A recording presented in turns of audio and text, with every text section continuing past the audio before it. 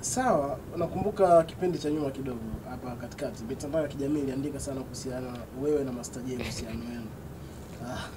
Master anasema kwamba ni mtu ambaye anafurahi sana kuwa na wewe na amekuwa na furaha sana akiishi na wewe. Pengine hii nyimbo ya Sawa ina ujumbe kwenda kwa Master J au ikoje?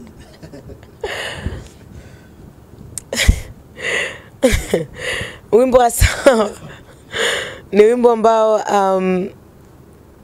mtu yote ambaye yuko kwenye mapenzi, kwenye mahaba mazito hata nielewa. Sio ujumbe wa kumfikia mtu fulani kadha wa kadha, ila sema tu yani ukiwa kama mimi mtu ambaye nishawahi kuwa kwenye mapenzi, wimbo wa Sawa kama ushawahi kuwa kwenye mapenzi lazima utakugusa. Yani wimbo umenigusa sana na upenda sana. Yani katika nyimbo zangu ninakuaga na Promise, Kidawa, Sugwagaga na hisi na Sawa imeongezeka hapo hapo. Ni wimbo fulani hivi yani unanigusa, lakini sijautangaza au kufanya kwa ajili ya Master J ambaye ni bosi ama kwa ajili ya mpenzi wangu yoyote ule, lakini nahisi tu kwamba mimi kwa sababu tu nishawahi kuwa kwenye mapenzi basi watu watanisoma. Mtu yote ambaye yuko kwenye mapenzi ama kashawahi kupenda ama kupendwa atanisoma sana. Okay, kwa hamna mahusiano yoyote kati ya Sawa na Master J. Unajua mlango uko wazi. Ngoja tu ufunge kwanza.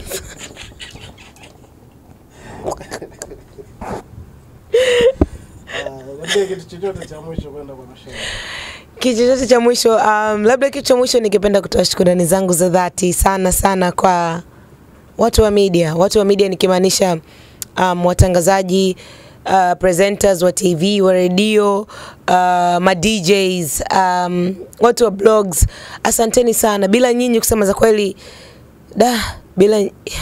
bila nyinyi yani kungekuwa hakuna Shaa. Nyinyi ndio mmeniweka, mmenipa ustaa, nyinyi ndio mmeniweka wanasema relevant wazungu, kwa sababu sijatoa kazi kitambo. Kwa hiyo support yenu ndio imenifanya nirudi na kazi mpya ya Sawa, na bado watu wakaipokea wakaikalia sawa kwa sababu ya nyinyi. Kwa hiyo natoa shukrani za dhati kwa watu wa media.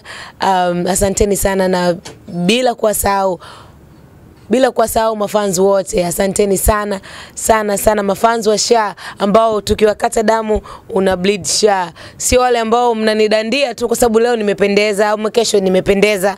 No, mafans wa Shaa ambao umeanza na mimi day one, asanteni sana kwa kuipokea kazi yangu vile mpya ya Sawa.